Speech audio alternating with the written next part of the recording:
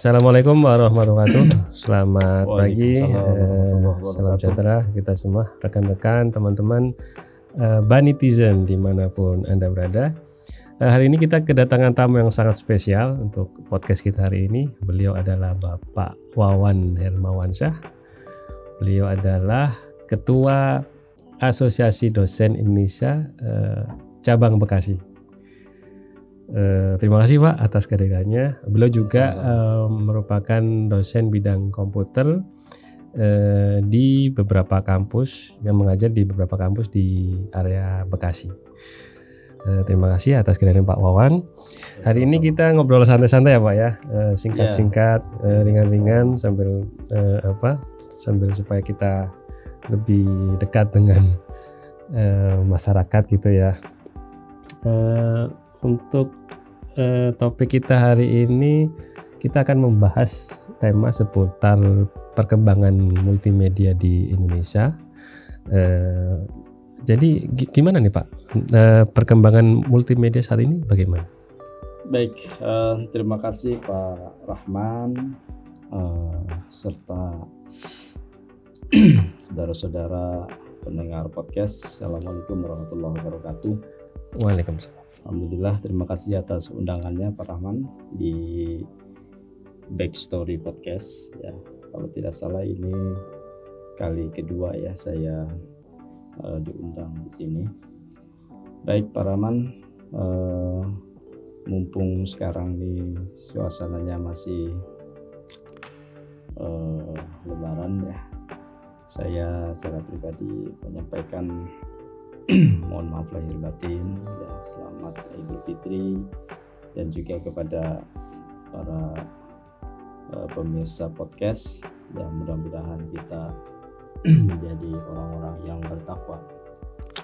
Baik Pak Rahman, menarik tadi yang disampaikan perihal tentang multimedia. Saya sebelum menjawab pertanyaan itu, kita coba flashback ya Pak Rahman ya. Karena kalau sudah berbicara teknologi, memang saat ini ya memang masanya ya, karena sudah masuk ke dalam era revolusi industri, malah sudah masuk ke revolusi industri 5.0 ya. Mungkin zaman kita kuliah dulu ya Pak Rahman ya, itu mungkin masuknya ke dalam fase revolusi industri mungkin 3 mendekati 4 ya, dimana saat itu yang menjadi problem utama di dalam bicara dengan teknologi ya, itu adalah persoalannya adalah memori ya, yang paling krusial ya, persoalannya memori, media penyimpanan, dan yang kedua adalah persoalannya adalah kecepatan. Ada satu algoritmik tentang perihal ini adalah jika ingin cepat sebuah prosesor, maka memorinya harus sedikit kayak gitu.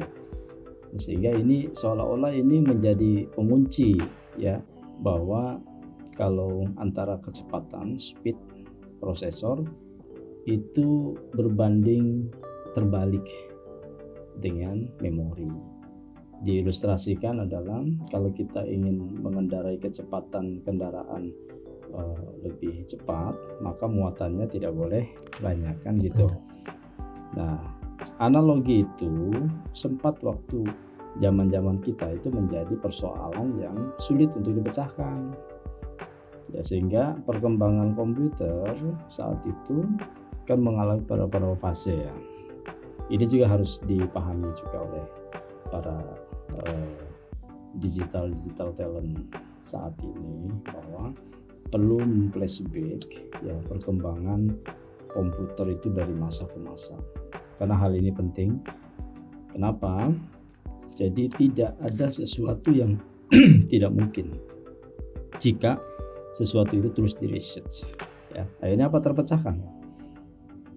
Paradigma itu terpecahkan sekarang dengan munculnya berbagai macam algoritma yang terus melakukan metamorfose, membantah beberapa teori-teori yang dulu sempat stagnan ya, ternyata sekarang terbukti Maka saya percaya terhadap perkembangan teknologi itu sesuatu yang saat ini mungkin tidak mungkin, tapi hal itu sangat mungkin terjadi.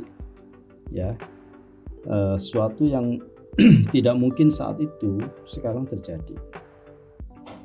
Nah, kenapa demikian? Karena terpecahkan itu Pak Rahman, bahwa perbandingan memori, kapasitas memori tidak berbanding terbalik dengan kecepatan. Malah sekarang menjadi terbalik, perbandingan lurus. Artinya memori bisa dibuatkan semaksimal mungkin tanpa mengurangi speed. Terjadi sekarang dengan teknologi, ya. Dulu kebayangan kita adalah memori itu adalah inline di dalam perangkat. Jadi kalau misalnya ingin memorinya sampai ratusan giga, maka ya perangkatnya harus besar. Ya kan?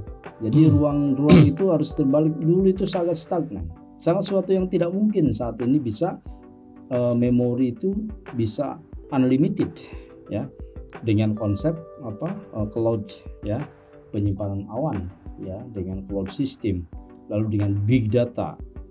Nah, ini perlu dipahami. Makanya dengan adanya sebuah revolusi industri 4.0, 4.5, malah 5.0, nanti terus berkembang, entah teknologi seperti apa yang akan terjadi nanti. Intinya adalah ini meyakinkan kita semua bahwa makin berkembang, makin terus berkembang berdasarkan deret hitung dan deret ukur, perkembangan teknologi itu terus melakukan lompatan jauh, ya, bukan lompatan by step tapi lompatan jauh. Nah, itu terjadi dalam teknologi, ya. Nah, apa ciri khas saat ini? Dengan adanya memori yang unlimited, speed yang sekarang terbukti, ya, perangkat sekarang makin mengecil. Dulu perangkat itu adalah standalone, ya, menjadi perangkat yang paten di dalam ruangan. Sekarang sudah mobile, malah sudah sudah masing-masing platform itu sudah plug and play, ya. Nah, peluang ini dimanfaatkan betul oleh pengembang-pengembang bidang IT.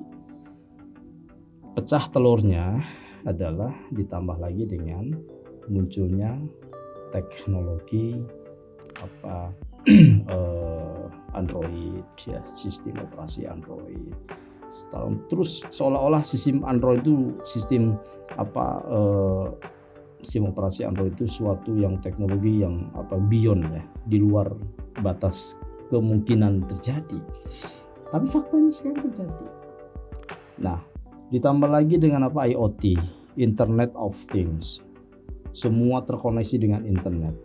Ya, jadi kembali dengan asbabun nuzul, ya. Penyebabnya kenapa sekarang berkembang? Karena sudah terpecahkan satu teori bahwa pembanding memori dengan speed itu tidak pembanding terbalik, berbanding lurus. Sehingga sekarang dengan memori unlimited orang bisa melakukan apa saja, melakukan improvisasi. Dulu kenapa tidak stuck? Seolah-olah stuck dulu itu. Paling bantar dulu itu ya interkoneksi itu hanya sebentar Yahoo Messenger, ya. Ingat ya? Yahoo Messenger sebatas itu saja.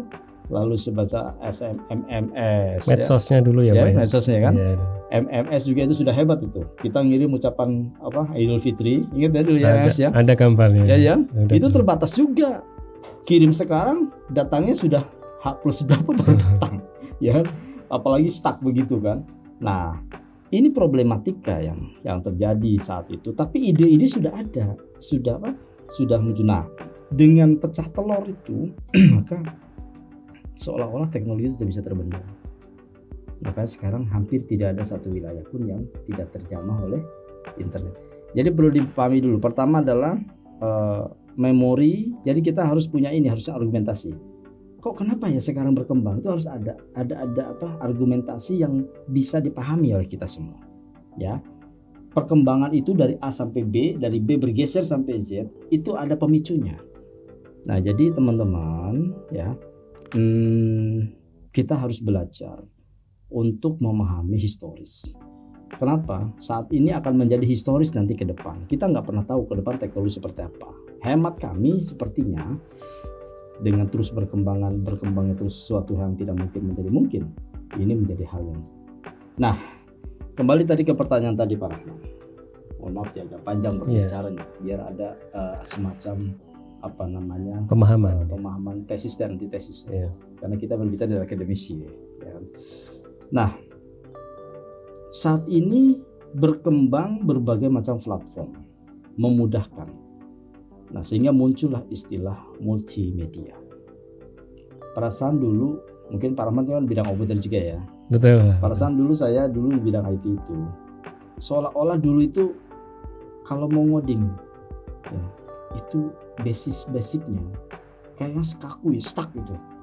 Kalau mau bisa coding ya harus bisa matematik, ya. Harus kalau mau ngambil komputer ya harus matematikanya harus pertama harus suka dulu. Kalau yang nggak suka matematika ya udah wassalam gitu. Ya itu dulu memang benar ya.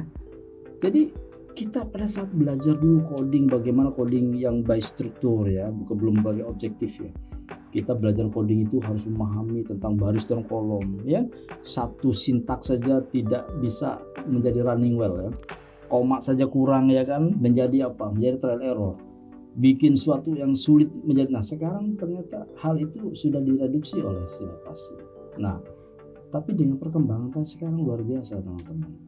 Orang yang tidak basicnya matematik pun faktanya sekarang bisa tuh berinteraksi dengan komputer. Jadi interaksi manusia komputer sekarang ini lebih sangat friendly. Kalau dulu IMK itu ya kita yang harus mempelajari ilmu komputer betul-betul. Ya kita untuk menyuruh komputer ya kita harus bisa memahami bahasa pemrograman mereka. Sekarang dibalik, justru komputer yang memahami bahasa pemrograman kita, sehingga sekarang ini adalah generasi kelima atau ke-6 ya. Generasi komputer mungkin sudah masuk ke 6, di mana konteksnya adalah human approach atau natural approach. Jadi bahasa tidak mesti menggunakan bahasa coding. Jadi sekarang ini sudah bisa dengan bahasa interaksi interface yang mudah dipahami secara langsung. Nah, terkait dengan multimedia ya Pak Rahman, dengan platform yang banyak saat ini, sekarang multimedia sudah banyak digandrungi. Tapi yang menariknya, orang yang tidak kuliah komputer pun dia bisa memahami tentang multimedia. Apa sih yang multimedia? Yang multimedia kan multi itu kan banyak, media itu banyak. Media itu berarti kan sarana. Jadi apa di dalamnya itu? Ya, yang kita tahu kan sekarang ini adalah proses komputer itu kan ada proses input, proses output. Inputnya kalau dulu itu kan hanya sebatas keyboard atau QWERTY dalam bentuk QWERTY. Ya. Lalu paling banter dulu adalah light fan, ya, atau dengan joystick, gitu kan. Nah sekarang kan inputnya saya sudah beraneka ragam. Kenapa? Karena medianya, memorinya mumpuni. Sekarang suara saja bisa voice recognition, ya. Suara bisa didubbing, suara bisa dimanipulatif, suara saya bisa diubah menjadi suara Pak Rahman, ya. Lalu intonasi suara bisa disesuaikan dengan keluarnya suara. Coba bayangkan sekarang, ya. Lalu barcode sekarang udah beraneka ragam bentuknya. Proses transaksi sekarang sudah media inputnya sudah tidak lagi diketikkan, bisa di-scan. Dengan kecepatan tinggi kendaraan bisa di-scan nomor plat polisinya dan seterusnya. Apa artinya Pak Rahman di sana? Sekarang ini manusia kan memiliki indera penangkap, ya. Pertama mata, visual. Apa yang ditangkap oleh mata? Yang ditangkap oleh mata ada warna, ditangkap oleh mata adalah motion, pergerakan, ditangkap oleh mata adalah perbandingan gambar, ya, resonansi yang sekecil mungkin ya bisa didetek. Lalu apalagi? Lalu panca indera pendengaran, suara, ya. Suara pun oleh manusia bisa terinterkoneksi dengan media komputer. Nah, sehingga saat ini perkembangan animasi ini menjadikan hal yang menjadi tuntutan. Kenapa? Karena manusia ingin sesuatu yang gampang. Kita ini sebagai user tidak mau yang sulit-sulit, ya. Sehingga teknologi harus bisa mengadopsi semua. Seperti itu. Kesimpulannya, Pak Rahman, media saat ini, multimedia saat ini dengan platform-platform dan kebutuhan-kebutuhan itu berkembang mau mama biak yang banyak sekali kesempatan-kesempatan berkarya. Saya mendapatkan 10 ya. Sampel saja ini. Ada 10 job yang sudah masif di pasaran, di masyarakat tentang pekerjaan-pekerjaan ya yang sudah ada di publik bagi yang punya spesialisasi di bidang komputer atau tentunya di bidang visual grafis atau multimedia. Pertama itu adalah interactive media designer. Ini gajinya paling besar, Mas. Ya. Lalu yang kedua itu adalah game developer. Pelatihan sekarang deh game-game luar biasa. Iya, main game banyak banget. Oh, banyak banget kan di handphone malah ada tawan-tawan game. Itu kan bukan berarti ada simsalabim jadi. Itu ada yang developernya. Ada yang formal, ya ada yang tidak formal. Ada yang menggunakan open source, ya. Semua orang bisa. Ada juga yang dia itu memang untuk bisnis oriented. Ya. Lalu yang ketiga itu ada ilustrator, kartunis, ya. Kita bisa melihat sekarang film-film malah cenderung lebih mahal produksinya, ya, film-film yang seperti Avatar ya, animasi ya. Itu teknologinya luar biasa itu, tapi biaya produksi besar itu, ya. Walaupun orangnya mungkin itu saja. Ya tidak terlalu semuanya proses pembuatan filmnya mungkin bisa indoor itu ya kan, dengan menggunakan teknologi green screen. Atau bayangkan kalau kita coba membuat sebuah film internasional, film dunia ya yang yang cukup booming ya, digandrungi semua kalangan ya. Produksinya hanya indoor, hanya di dalam ruangan saja, itu saja. So bisa bayangkan enggak? Kalau dulu kan membuat film itu ya terjun ke lapangan. Misalnya ya, film di laut ya terjun ke laut itu. Film di pesisir tengah malam ya kan, itu terjun ke laut. Langsung di TKP itu, ya. Di TKP. Makanya dulu tuh artis-artis banyak yang sakit ya pada syuting malam-malam. Sekarang di ruangan tertutup. Di ruang indoor. Backgroundnya tinggal diganti saja kan. Dengan ibaratnya tenaga usahanya lebih banyak zaman dulu. Artinya apa? Artinya kan tim kreatif. Ya, yang ada di banyak film-film seperti Lion ya, Lion King ya. Dan itu digandrungi Kung Fu Panda. Oh itu kalau diperhatikan tuh itu teknologi multimedianya itu peran besar 99%. Yang lainnya itu hanya kreator-kreator yang sifatnya adalah semuanya mungkin bahasa begini, Pak Rahman dengan saya, misalnya dengan Mas Fikri, terbatas 3 bisa jadi film itu.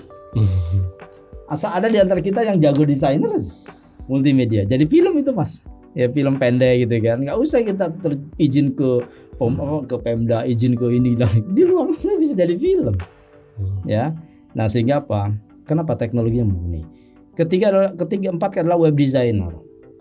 Web designer juga banyak dibutuhkan dan itu adalah perlu seni animasi, seni pencampuran warna dan seterusnya.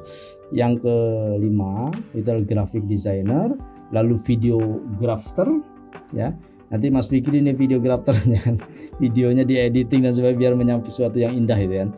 Lalu sosial media spesialis, lalu ada lagi video editor. Kalau tadi videographer, sekarang video editor.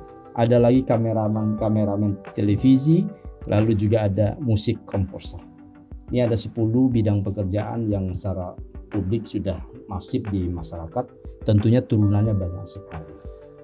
Gitu Pak Rahman. Ya, tapi maaf saya sebelum bahas ke karir multimedia ya Pak ya.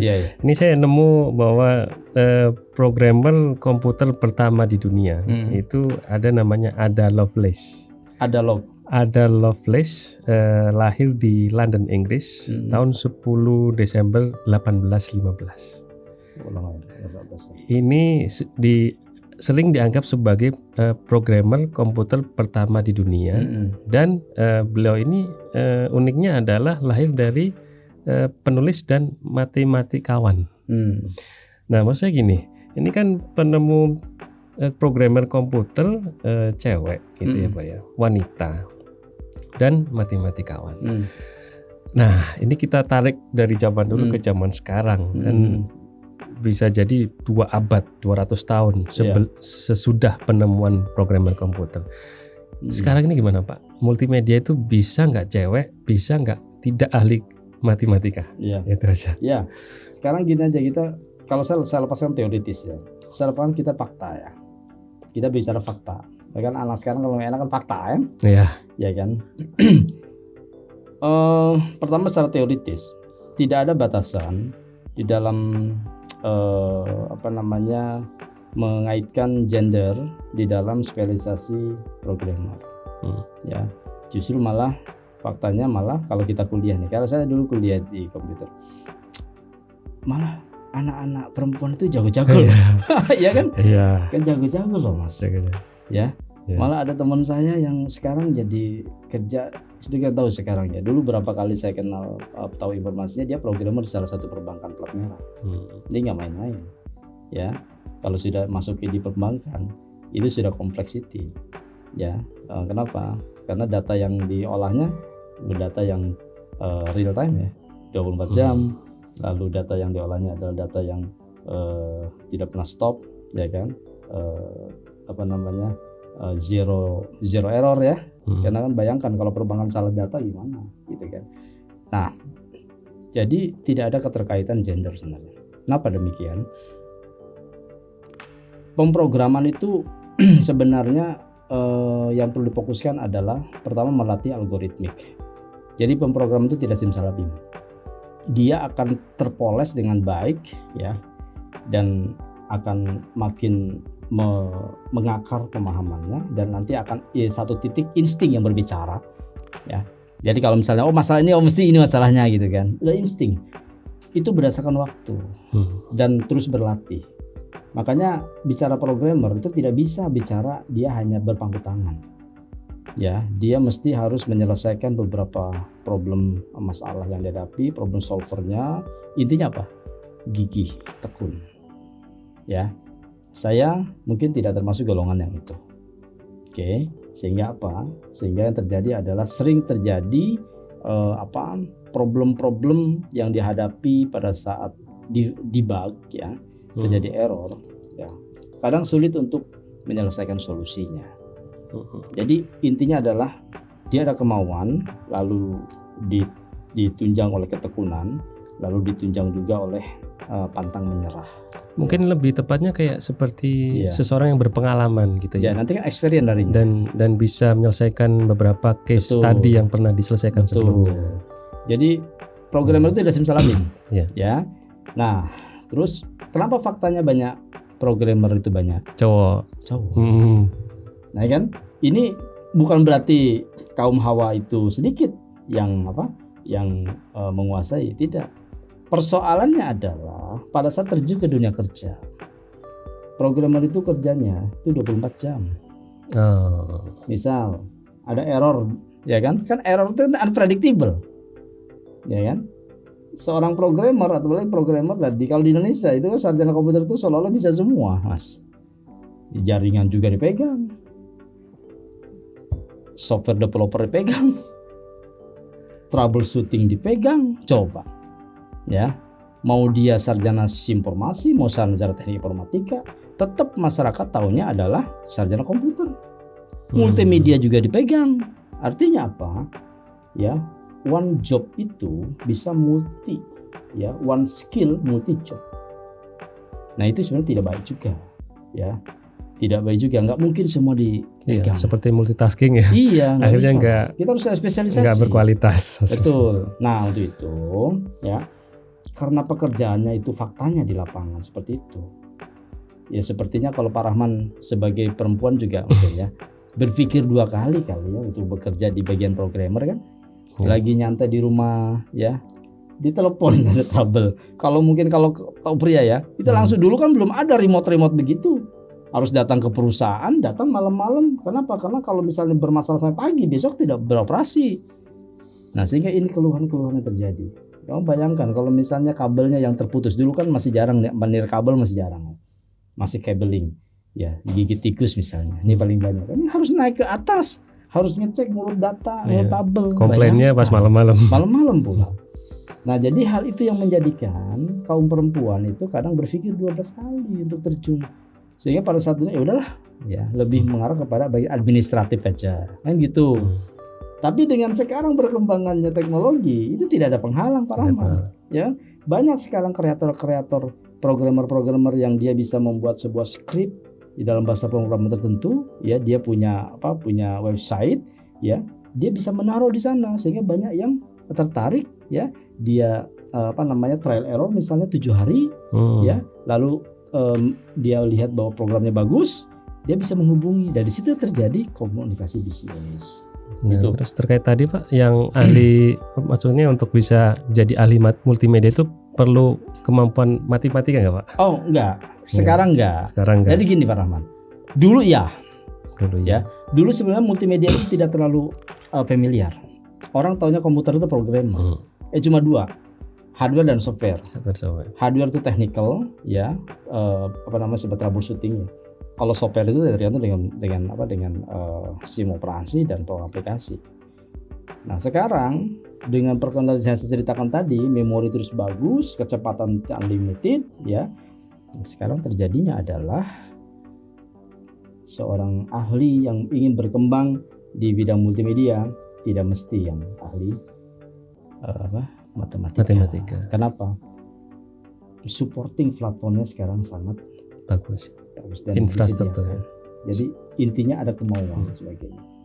Mungkin Pak Rahman bisa lebih kalah desain dengan katakan saja dengan salah satu software misalnya Photoshop, bisa kalah Pak Rahman, ya. Skill mereka mendesain sebuah produk, ya, bisa mendesain bangunan, mendesain sebuah kendaraan atau apalah, gambar orang, oleh anak-anak SMP, oleh anak-anak SMK.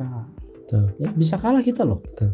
Ya, kenapa? Karena skill kegiatan terus-menerus dilakukan. Mereka yang dikatakan otodidak. Salah satu bidang ilmu yang bisa masuk otodidak adalah bidang komputer. Jadi apalagi ditambah lagi konsep teoritisnya bagus, kuliah di bidang multimedia, konsep teorinya dapat, filosofinya dapat, lalu seninya dapat, lalu kata kuncinya dapat. Nah itu lebih cepat lagi. Sehingga gitu Pak Rahman, ya. Baik, tadi Pak Wawan udah nyebutin ini ya, karir bidang multimedia. Salah satunya desain grafis. Iya. Nah, jadi saat ini kebutuhan SDM bidang desain grafis ini seperti apa sih Pak di tengah-tengah masyarakat? Gini Pak Rahman, saya ada teman yang kebetulan dia bekerja, ini fakta ya, bekerja di salah satu perusahaan percetakan, ya. Perusahaannya besar. Dia mengeluh saya, Bang, ada nggak mahasiswa yang jago di desain, ya kan? Aduh, kayak gimana ininya, kriterianya, pengalaman gini, terus dia bisa Photoshop, bisa membuat ini. Ya, waktu itu saya langsung merekomendasikan salah satu asisten saya. Apa yang terjadi? Jauh dari standar. Jauh dari standar Mas, ya. Artinya jauh standar apa? Di pasaran tuh sangat dibutuhkan banyak. Saya kesimpulannya adalah multimedia ini harus fokus, ya. Tidak bisa dia itu disandingkan dengan skill-skill yang lain. Bisa disandingkan, tapi tidak akan mendalam. Jadi multimedia itu fokus di dalam sebuah skill yang uniqueness, ya, dan kebutuhannya banyak. Hampir perusahaan itu kan semuanya membutuhkan. Coba tunjukkan ke saya satu produk di perusahaan yang sifatnya adalah produk di luar jasa yang tidak membutuhkan desainer. Ada nggak? Saya pikir tidak ada. Sebagai contoh, obat-obatan aja, perusahaan farmasi obat-obatan itu mendesain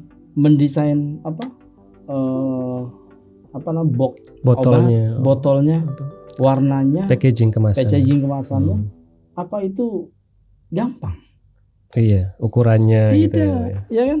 Dan itu menjadikan terjadi dari satu botol itu ada filosofi. Dari satu desain itu warnanya, kenapa warnanya hijau, kenapa warnanya oranye, itu ada filosofi. Dan itu tidak gampang. Dan itu mahal. Itu baru satu. Yang kedua, misalnya kayak buku saja ya Mas ya. Misalnya Mas Rahman membuat sebuah buku, ya kan? Orang tertarik dengan covernya, isinya covernya dulu kan. Isi cover itu harus menggambarkan isi yang ada di dalam buku itu. Nah kadang kan itu kan kita lupakan. Iya. Makanya orang-orang di bisnis yang sudah kompetitor ke luar negeri, hal itu tuh menjadikan hal prinsip. Ya, bukan lekukan warnanya lalu perpaduan warna ini pindah ke sini. Itu tidak gampang. Itu mengandung karakter. Nah, itu saya baru paham betul pada saat banyak teman-teman saya yang bergerak di bidang perusahaan-perusahaan produk ya. Itu selalu menyampaikan saya bingung ya, apa sih yang dihasilkan di kampus itu. Iya. Ya artinya apa di sini Pak Rahman? Ini introspeksi buat kita bahwa anak-anak yang mengambil jurusan multimedia itu lapangan kerjanya sangat terbuka lebar. Oke lah, misalnya dia tidak mau bekerja ya, misalnya ada satu mahasiswa dia tidak mau bekerja, dia bisa berusaha, bisa survive dengan skill dia, tidak tergantung kepada orang lain bahasanya ya, menjadi bos buat diri sendiri ya. Dia bisa membuat percetakan. Pak Rahman tahu nggak, bisnis percetakan itu bisnis percetakan itu adalah bisnis yang tidak akan ada matinya ya. Apalagi kemarin habis pemilu ya, rame banget. Wah itu desain tuh sebulan 2 bulan sebelum pemilu Mas, lembur semua. Wah itu nggak ada itu, kita order yang lebih dari 5 dan sebagainya udah ditutup ya, closing order saking banyak ya. Berarti di situ kan bisnis tinta, bisnis bahan plastik, spare part percetakan, dan seterusnya. Jadi berantai. Iya. Oke, jadi kembali ke tadi Mas, tidak mesti orang-orang yang ingin berkecimpung di bidang multimedia harus jago matematika. Beda dengan zaman kita, sangat beda. Sekarang itu sistem operasinya sudah banyak sekali ya, yang Android ya, yang bisa kita download dengan ketika di Play Store ya. Intinya satu, punya konsep, punya teori, punya konsep ya, punya mindset ya, lalu dia juga punya punya kemauan yang kuat, telaten, dan dia tekun ya menekun itu. Insya Allah itu bisa dapat. Baik Pak, wah ini luar biasa ya Pak ya, potensi SDM karir bidang multimedia. Tadi Pak Wan sudah menyampaikan banyak hal tentang desain grafis, percetakan, terus kemudian desain produk yang digunakan juga untuk marketing perusahaan. Nah ini selain dari multimedia untuk desain grafis, ini ada satu lagi yang tadi Bapak Wawan sebutkan, ada bidang animasi. Nah, ini seperti apa nih Pak animasi ini? Ini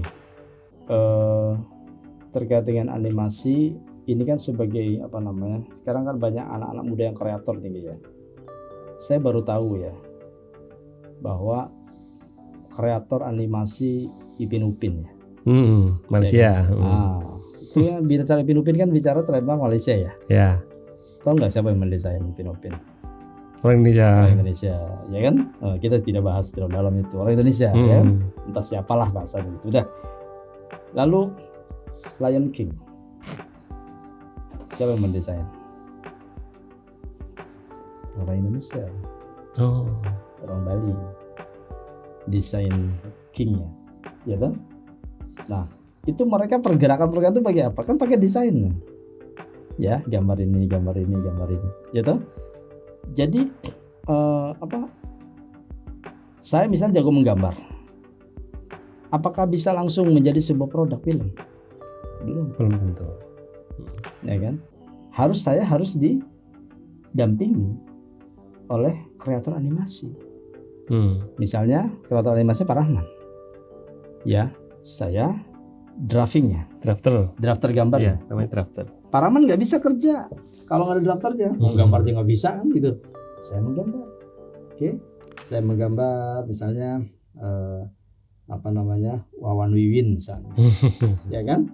Karakternya bla bla bla bla. Ya maksudnya gimana gini, ya udah untuk film episode sekarang misalnya tentang menanam padi misalnya. Alur ceritanya untuk episode pertama. Setiap episode. Tapi saya menggambar, begini. Jadi bisa jadi beberapa sketsa. Nanti sketsa itu dimasukkan ke dalam aplikasi. Dari aplikasi itu, nah Pak Rahman lah tuh biasa yang merancang itu suaranya, gitu. Lalu menyesuaikan antara suara dengan gerakan Pak Rahman, gitu loh, ya. Saya nggak bisa itu. Jadi saya nggak bisa tanpa Pak Rahman. Ini hanya kertas-kertas yang tidak ada fungsinya, ya kan? Nah itu kalau dulu ingat toh ya, gerakan-gerakan tuh begini ya. Oh iya. Kan? Menjadi sebuah motion kan? Ya. Pertama itu gambar berlari misalnya ya kan? Gambar-gambar tuh saling berhubungan tuh kan? Kita bisa bayangkan tuh satu film berapa gerakan gambar kertas yang bisa diciptakan dengan teknologi lama. Ya. Gerakan ini dipercepat gitu jadi sebuah film yang bergerak. Nah, itu sekarang konsep itu diambil konsepnya dimasukkan ke dalam software. Apalagi dengan ada artificial intelligence. Itu loh Pak Rahman. Wah, luar biasa sekali ya Pak. Banyak lah. Perkembangan teknologi zaman dulu ke zaman sekarang itu. Belum tentang game. Game, iya. Gimana Pak? Game. Itu lebih sadis lagi tuh, beli dasar itu. Ya. Coba sebutkan Pak Rahman, negara mana yang mendapatkan pundi-pundi dolar, pundi-pundi rupiah kalau di Indonesia? Yang dari game. Yang jelas bukan Indonesia. Yang jelas bukan. Mungkin Singapura mungkin Pak. Di situ ada Thailand, Jepang. Oke. Mereka itu semacam home industry. Ya. Jadi kerjaan ya mungkin sekarang itu home industry ya, pekerjaan yang ada di rumah itu ya. Karena software house lah. Software house kerjaan hanya satu ruangan itu hanya 4 orang membuat sebuah platform, sebuah konsep game ya. Lalu mereka memasarkannya gimana? Nggak usah pusing-pusing, ya kan, ke Play Store aja kan, gitu. Jadi walaupun misalnya ada yang jalur resmi, ada yang tidak resmi ya. Yang tidak resmi misalnya dia hanya nitip-nitip dengan kemampuan dia untuk numpang-numpang gitu kan ya, menjadi cookies di dalam sebuah aplikasi kan. Seperti misalnya Pak Rahman membuka sebuah aplikasi Shopee misalnya ya. Mohon maaf menyebutkan produk e-commerce ya kan, e-commerce misalnya ya, ditempelkan ya produk saya, nempel sini sebentar saja itu kan, walaupun cuma sebentar saja, diklik ya hilang gitu kan, diklik juga hilang. Itu kan berarti kan apa? Karena saya nggak punya dana untuk mempromosikan itu, ya saya hanya bisa itu dari situ saja. Itu kalau tertarik itu bisa transaksi langsung itu. Ya sekali ini berapa rupiah ya kan? Oke, trial error 7 hari sananya. Bayangkan Pak Rahman. Itu secara dunia, semendunia ya, tidak dibatasi oleh teritorial, global ya, global. Itu banyak loh yang kaya-kaya, anak-anak muda yang kaya-kaya karena dia membuat sebuah game-game seperti itu. Gitu loh Pak Rahman.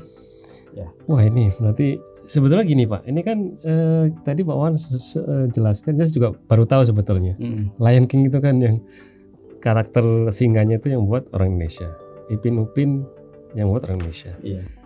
Ketika bikin game, yang main game orang Indonesia, tapi yang menikmati hasilnya orang luar semua. Iya. Nah ini masalah apa nih Pak? Ini kan kita kadang-kadang mungkin copyright juga hak ciptanya seperti apa, tapi kok sepertinya kondisi yang membuat seperti gitu-gitu aja. Itu gimana sih Pak? Jadi perlu kita sadari, memang ini PR buat kita semua, terutama PR di lembaga-lembaga pendidikan di bidang komputer ya. ini menjadi PR. Kenapa? Kalau dibilang, oh ini kita ini apa namanya kurang ini, oke lah, kita berpikir ke depan.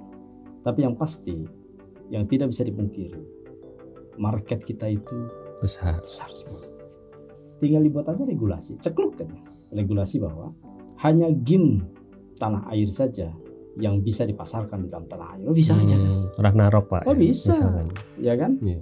Misalnya kalau dulu kan ADI, asosiasi bukan asosiasi dosen ya, ADI itu aku ACI ya, aku cinta Aku Indonesia. cinta Indonesia. Produk aku cinta dulu ada gerakan dulu ACI, aku Iya. cinta Indonesia. Semua produk-produk Indonesia itu menjadi prioritas, termasuk tentang game-game online, ya. Nah persoalannya kan itu kan bukan hanya perlu regulasi, tapi perlu SDM juga. Iya. Bukan hanya perlu SDM, perlu culture, ya. Tapi sekarang udah banyak berkembang Pak Rahman. Banyak ada film-film budaya ya yang ditampilkan, ya budaya, misalnya film apa namanya budaya rakyat ya, seperti Maling Kundang menjadi pesan moral ya, itu dalam bentuk video, ya. Lalu dongeng Kancil ya, Kancil dan Monyet ya kan, sudah banyak kan sekarang yang bentuk dalam animasi, sudah bagus sih sebenarnya ya. Lalu Jarwo ya, Oh, Adit sama Jarwo. ya kan, Iya. Adit dan Jarwo itu motionnya sudah mulai bagus itu ya, motionnya sudah mulai bagus ya. Cuma memang perlu sentuhan-sentuhan yang apa, yang perlu. Persoalannya begini Pak Rahman, itu bukan hanya software saja, itu perlu memori yang besar sekali. Ya, saya malah berpikir begini, kenapa negara lain tuh bisa membuat sebuah film yang hampir semua film-film layar lebar sekarang sentuhan multimedianya dominan loh Mas. Hampir semua. Coba sebutan, dinosaurus apalagi. Mesti ada. Ya, Star Trek sekarang. Star Trek dulu beda dengan sekarang ya. Star Trek dulu kan udah kayak film apa namanya, game-game apa namanya, Jimbot itu ya. Itu tang gitu kan, kayak Jimbot kaku gitu. Sekarang luar biasa. Ya, mata-mata kita itu, mata telinga kita dimanjakan. Halus banget. Ya, halusinasinya luar biasa. Kualitas. Belum tadi berbicara itu, berbicara apa namanya? Menggunakan alat itu Apple Watch, Apple Vision. Vision. Belum itu ya. Kita ingin ke Mekah biar bisa pakai ini saja. Itu sudah salah satu multimedia. Augmented reality. Ya. Jadi luar biasa. Nah, maksud saya ini pangsa pasar kita sangat besar ya. Terutama di Indonesia. Anak-anak mayoritas mungkin ya handphonenya itu dibelikan orang tuanya. Anak-anak usia SD. Ya, itu mayoritas itu mengkonsumsi aplikasi game, aplikasi animasi. Karena di dalam game itu animasi dalamnya, ya di dalam animasi ya bisa ada gamenya dalamnya. Jadi bukan hanya seni saja, akurasi perhitungan, tapi juga melatih melatih skill kan. Ada positifnya.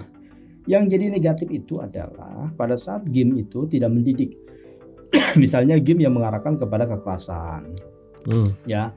Lalu ada game yang unlimited waktunya sehingga si anak itu lupa waktu. Itu saja sebenarnya. Intinya basically-nya itu adalah sebenarnya membantu sense of motorik ya. Sense otak kiri otak kanan kita, masih anak itu mulai dihadirkan berpikir algoritma ya secara tidak langsung seperti itu. Gitu Pak Rahman. Wah, terima kasih banget. Gitu. Ini ilmunya luar biasa ya Pak ya. Karena gini Pak, kan tadi Bapak nyebutkan bahwa ada posisi positif dan negatif. Efek positif perkembangan teknologi dan efek negatif dari perkembangan teknologi. Ini seperti dua sisi mata pisau kan ya. Jadi pasti ada plus ada minusnya. Nah, ini kan kita beberapa tahun ini kan sedang dalam kondisi pemilihan umum ya Pak ya. Pilkada, pilpres gitu. Nah, terkadang kecanggihan animasi dan multimedia ini digunakan untuk penipuan Pak. Ini gimana nih Pak? Ini hal yang negatif nih. Tanggapan Bapak gimana? Jadi gini. Saat ini teknologi itu posisinya dirindukan, tapi kadang dibenci. Ya. Dirindukan kenapa? Kita tidak bisa lepas dari teknologi. Ya. Dibencinya apa? Pada saat teknologi itu dimanfaatkan oleh orang-orang untuk melakukan hoax, Kejahatan. penipuan, kan itu. Nah, maka ada beberapa kali kesempatan bertanya kepada saya, bagaimana terkait dengan hal ini, Pak Wawan? Saya bilang, setahu saya tidak ada sesuatu yang tidak ada dua sisi itu. Jadi Tuhan menciptakan itu berpasangan, pagi malam, baik buruk, ya suka senang, suka sedih, laki-laki perempuan, ya kan? Ada yang baik, ada yang tidak baik. Nah, makanya kita dikasih otak, kasih pemikiran, kasih hati oleh Tuhan, oleh Allah Subhanahu Wa Taala, itu untuk menggunakan itu untuk apa? Untuk melihat mana yang baik, mana yang tidak baik.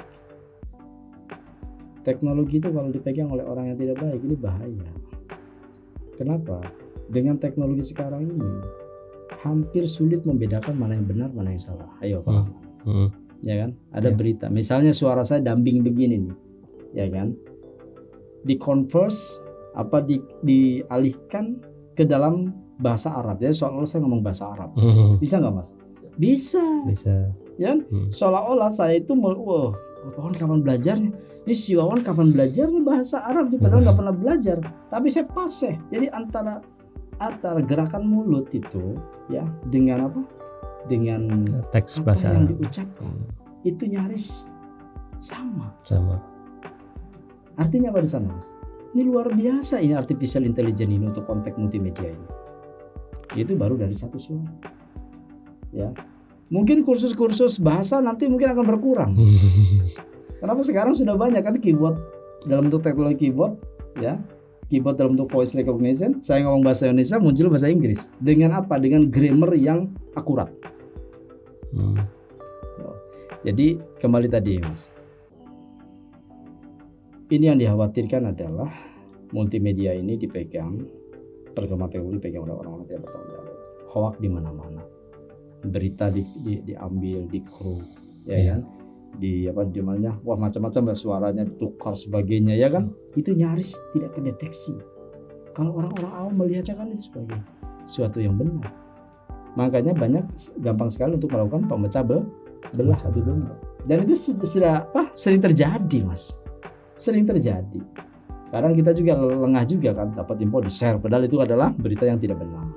Kan gitu. Kenapa bisa terjadi? Karena gampang melakukannya. Teknologinya terbuka, open source. Dulu zaman kita nggak ada, Mas. Ya, untuk melakukan itu harus beli aplikasinya. Sekarang aplikasi open source sudah mumpuni kok untuk hal-hal yang biasa itu.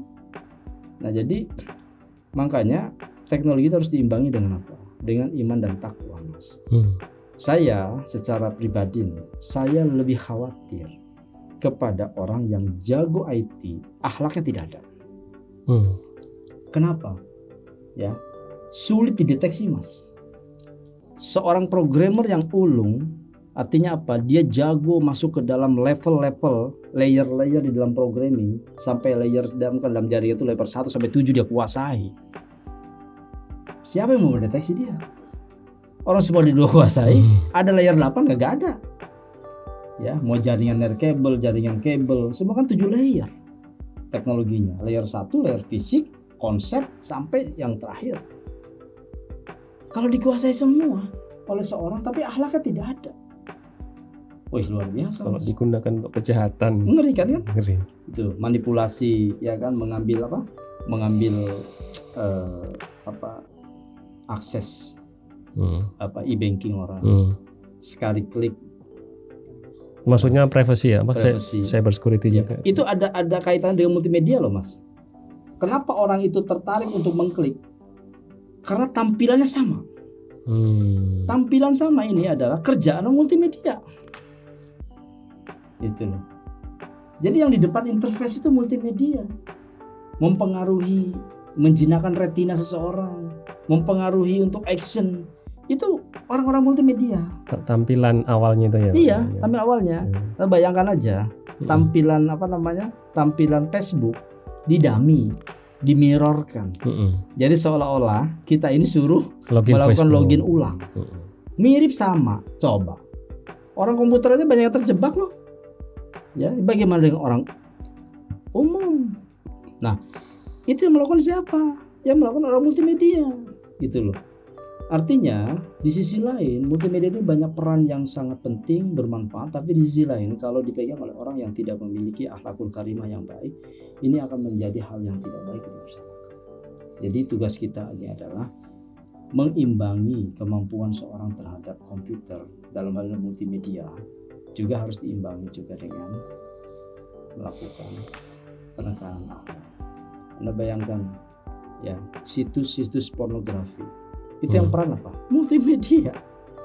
Ya. Lalu situs-situs apa namanya homo. Lalu apa lagi? Kadang animasi juga itu, Pak. Animasi. Bukan sebenarnya. Tidak pakai orang. Tidak pakai orang. Tidak pakai kartunis. Tapi dampaknya luar biasa kepada anak. Nah makanya ini khawatir betul. Saya lebih khawatir pada hal itu ya, daripada khawatir pada yang orang-orang yang suruh kontak itu apa ya. Saya lebih khawatir yang jago multimedia yang tidak punya akhlak. Luar biasa, Mas. Kenapa? Kerjanya dia tidak tahuan. Ya di rumah, ya kan, sendiri sebagainya. Yang lebih parah memang niat jahatnya itu yang kita. Makanya itulah yang perlu kita sikapi. Ya. Baik Pak Wawan, wah ini kita diskusinya luar biasa nih hari ini. Ya, untuk sebagai penutup Pak, kira-kira langkah-langkah apa yang mungkin kita sebagai orang awam atau pemirsa sekalian bisa kita lakukan untuk mewaspadai perkembangan multimedia yang ke arah bagus, tapi juga yang positif seperti apa, dan nanti mungkin bisa ditambahkan kesimpulannya kira-kira apa? Ya. Paling kesimpulannya saya mulai dari peluangnya. Jadi Pak Rahman, kampus yang memiliki program studi multimedia sebenarnya punya peran yang strategis. Mestinya prodi itu menjadi primadona. Kenapa? Karena lulusan yang multimedia ini pasarnya itu unlimited, sangat besar, dan saat ini ada gap yang jauh antara kebutuhan dengan suplai pasar. Sehingga yang terjadi adalah satu orang ahli di multimedia itu kerja bisa di lebih dari 3 perusahaan, saking sulitnya mencari. Ya, jadi ini Pak Rahman di ini ya, di Politeknik ya, Politeknik Bakti Kartini ini. Prodinya cukup strategis sebenarnya yang bisa dimanfaatkan ke masyarakat, bahwa program studi ini bisa menghasilkan lulusan yang sebelum lulus saja sebenarnya sudah banyak yang mengijon, sudah banyak yang memesan. Yang kedua, perlu diingat juga setiap perkembangan teknologi ini adalah pasti diimbangi oleh 2 hal, dampak negatif dan dampak positif. Nah untuk mengimbangi itu saya selalu tidak bosan-bosan untuk menyampaikan tentang pendampingan akhlak, ya, karena jangan sampai keahlian multimedia ini dipegang oleh anak-anak kita, anak didik kita, yang tidak diimbangi oleh akhlak yang baik. Tapi kalau diimbangi dengan akhlak yang baik, wah itu luar biasa, ya, bisa menutup ruang-ruang kejahatan, ya, dan seterusnya. Itu Pak Rahman. Baik, terima kasih Pak Wawan Hermawansyah, MMSI, Ketua Asosiasi Dosen Indonesia, praktisi komputer dan dosen di bidang informatika. Mungkin untuk podcast hari ini saya akhiri. Jika masih ada pertanyaan, kira-kira apa yang ingin ditanyakan, silakan disampaikan di kolom komentar. Atau juga bisa mengklik website kita, ada di sini nggak? Ya nanti ada di sini nanti. Itu saja dari kami. Jika tertarik ingin tahu lebih lanjut tentang Politeknik Bakti Kartini, silakan cek di website. Dan juga kalaupun mau datang langsung untuk teman-teman di area Bekasi, silakan, kami ada di daerah mana, Rawalumbu. Ya, Rawalumbu, Bekasi Timur ya. Caringin Bekasi Timur. Itu saja, terima kasih, tetap semangat. Saya tutup, wassalamualaikum warahmatullahi wabarakatuh. Waalaikumsalam warahmatullahi wabarakatuh. Terima kasih Pak Wawan. Sama-sama Pak, sama-sama.